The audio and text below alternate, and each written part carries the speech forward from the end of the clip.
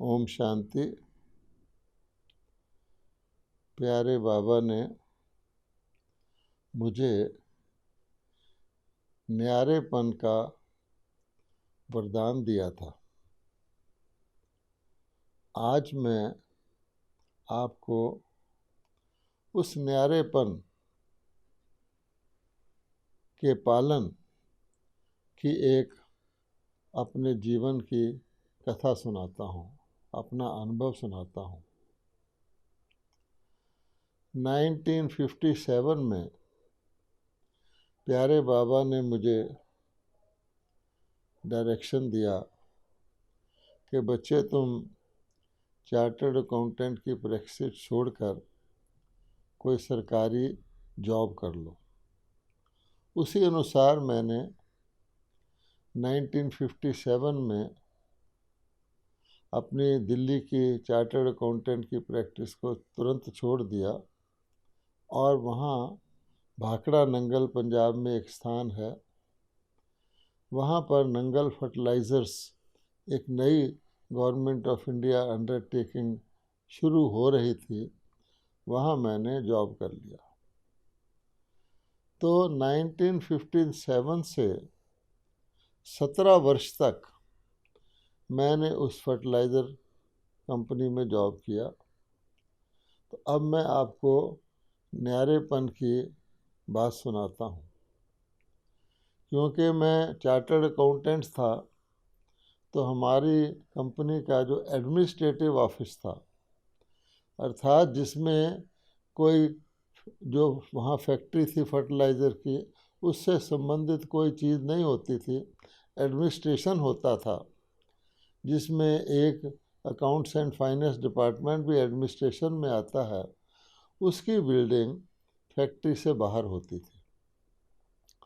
तो हम लोग तो अपने ऑफिस में जाते थे, अपना काम करके आ जाते थे।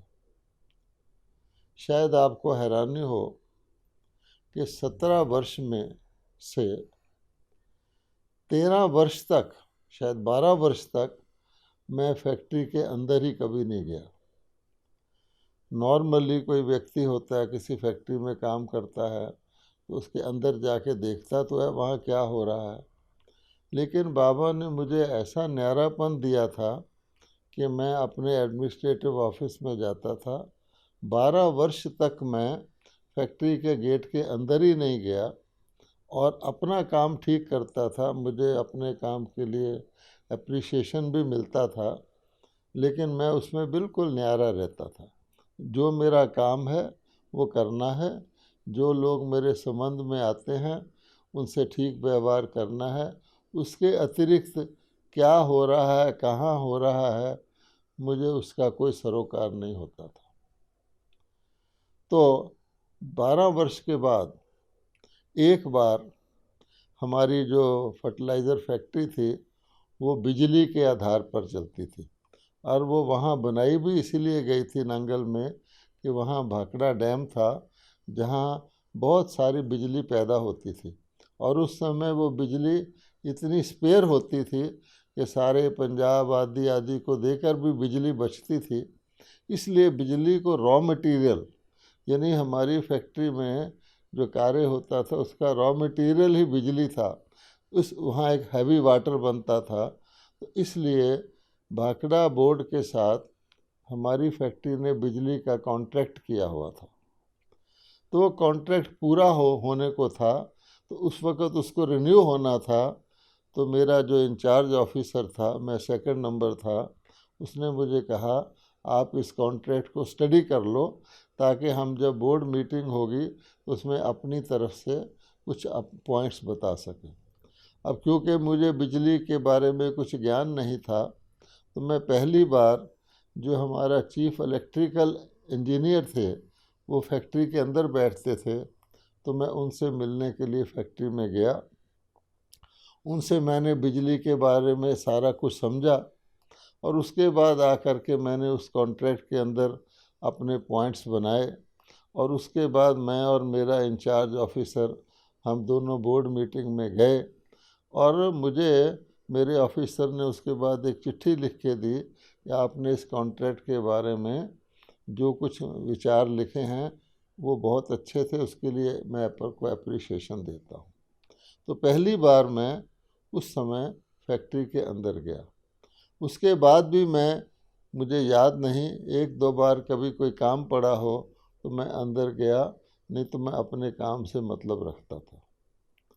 इसी न्यारेपन का एक और उदाहरण मुझे याद आ रहा है कि हम सब ऑफिसर्स दोपहर को, यद्यपि हमारे पास अपने अपने वाहन थे, लेकिन दोपहर को भोजन करने के लिए कंपनी ने एक ऑफिसर बस चलाई हुई थी, जिसमें सारे ऑफिसरों को घर में छोड़ देती थी लंच टाइम में, और 1.5 घंटे बाद हमको वापस ले लेती थी।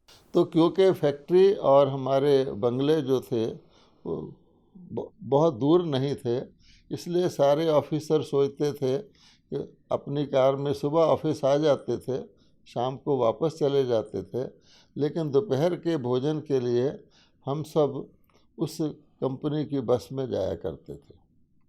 और मैं भी उस बस में जाता रहा, वर्षों तक जाता रहा। तो मेरे आसपास कभी कोई ऑफिसर बैठता था, कभी कोई ऑफिसर बैठता था, और मैंने कभी किसी से ये पूछने की कोशिश नहीं की कि आप कौन हैं, क्योंकि हम चुपचाप अपने बस में बैठ के जाते थे, बस में आ जाते थे। एक दिन क्या हुआ कि मेरे साथ बैठे हुए ऑफिसर ने मुझे कहा, फैक्ट्री में मुझे आनंद साहब कहते थे, मेरा नाम ब्रिज मोहन आनंद था, तो बोले, आनंद साहब, मैंने अपने इनकम टैक्स का रिटर्न फाइल करना है, इसलिए आप मुझे मेरी इनकम का स्टेटमेंट बना दीजिए, भिजवा दीजिए।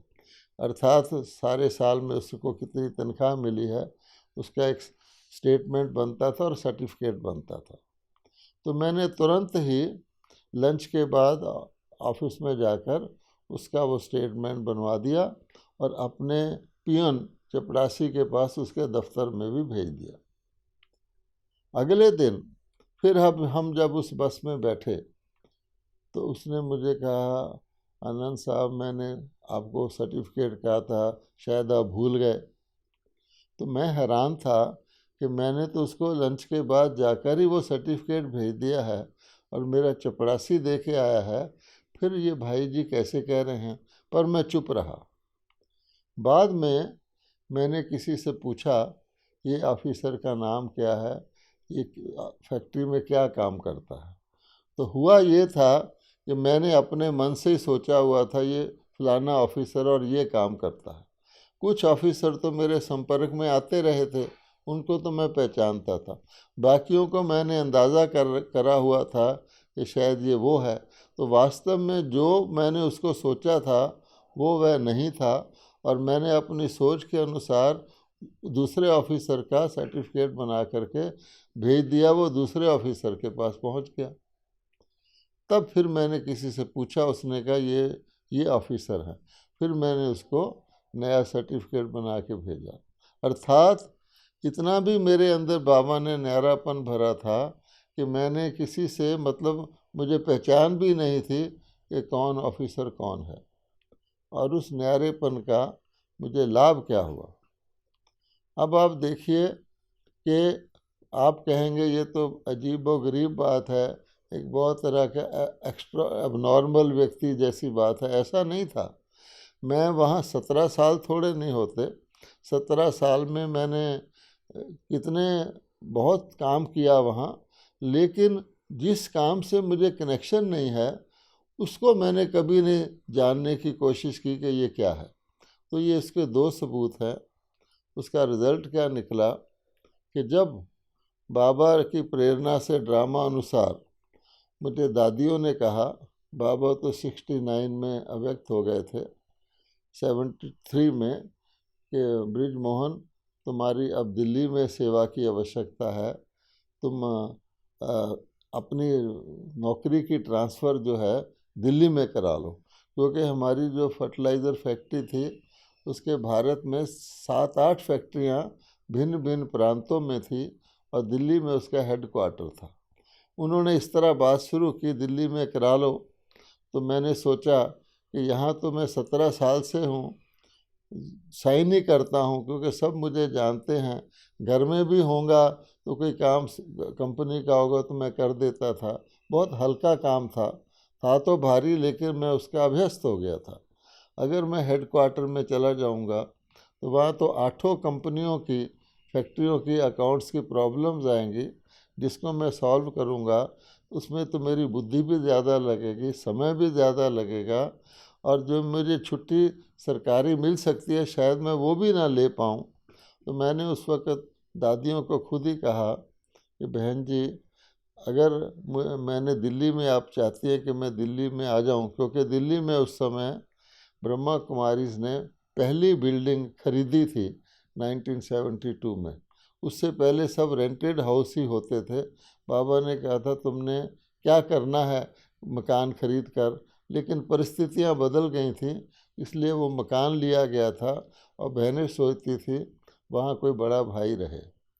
तो मैंने उनको कहा कि मैं वहाँ बहुत काम होगा, फिर मैं शाम को आऊँगा थका हुआ, आके स्नान करूँगा, क्लास अटेंड करूँगा, सुबह फिर क्लास अटेंड करके काम पे चला जाऊँगा, तो मैं आपके किस काम का।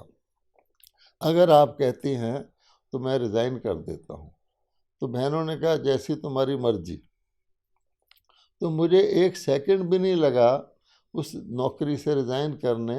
यद्यपि मेरे लौकिक संबंधी जो कभी मेरे संपर्क में नहीं आए थे, वो मेरे पास आए और मुझे बोले, अरे तुम ऐसी अच्छी ऑफिसर की नौकरी छोड़ता है, लोग तो नौकरी के लिए तरसते हैं, जब तुम बूढ़ा हो जाएगा, बुजुर्ग हो जाएगा, तो कैसे तुम्हारा गुजारा। तो मतलब वो मुझे शुभ चिंतक होकर राय दे रहे थे कि तुम ये नौकरी करते रहो।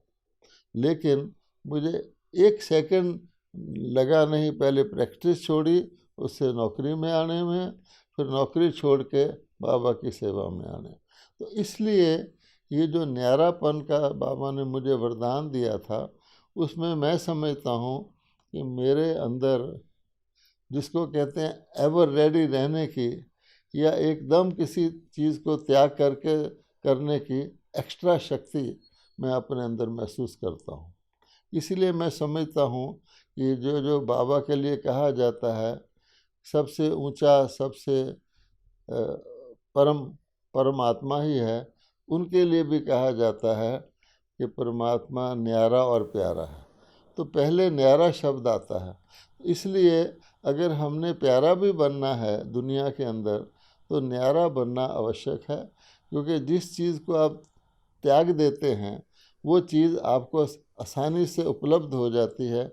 जैसे कहा जाता है कि परछाई के पीछे भागोगे तो परछाई कभी हाथ नहीं आएगी, परछाई की तरफ पीठ कर लो तो परछाई आपके पीछे पीछे चली जाएगी। वैसे भी साधारण भाषा में कहते हैं इसके वारे न्यारे हो गए। तो मैं सोच रहा था वारे न्यारे नहीं है, वाहरे न्यारे है, कि जो व्यक्ति न्यारा होकर के जीवन व्यतीत करता है उसको जीवन की सब उपलब्धियां भी रहती हैं, लेकिन उसके वो बंधन में नहीं फंसता है। और शायद इसीलिए हमारे अलंकार जो हैं, हमारे विष्णु जी को जो दिए गए हैं, जो ब्राह्मणों के अलंकार हैं, उसमें एक कमल पुष्प का भी है। और एक बारी हम जीवन में न्यारापन धारण कर लेते हैं तो हम कर्मातीत स्थिति में कर्म भी कर सकते हैं, कि ना तो हम अच्छे कर्म की भी प्रशंसा में या उसकी जो सक्सेस है उसके अंदर हम फंसते नहीं हैं, सिर्फ प्रसन्न होते हैं कि बाबा ने हमसे निमित्त ये कार्य करवा लिया। क्योंकि ये तो हम जानते हैं कि सारे कार्य करावनहार वही है, बड़े बड़े कार्य जो ईश्वरीय कार्य हैं, हम लोगों में, आत्मा में तो इतनी क्षमता नहीं है। ये तो मेरा भी अनुभव है, आपका भी अनुभव होगा। लेकिन जितना न्यारापन हम धारण कर लेते हैं, न्यारापन एक बहुत बड़ी शक्ति है, ऐसा मैं महसूस करता हूँ। और उससे हमको, जिसको बाबा कहते हैं मोल्डिंग पावर, या जिसको बाबा कहते हैं मन को जहाँ चाहो लगा सको, वो शक्ति भी हमें नेचुरल तौर पे उपलब्ध हो जाती है। ओम शांति।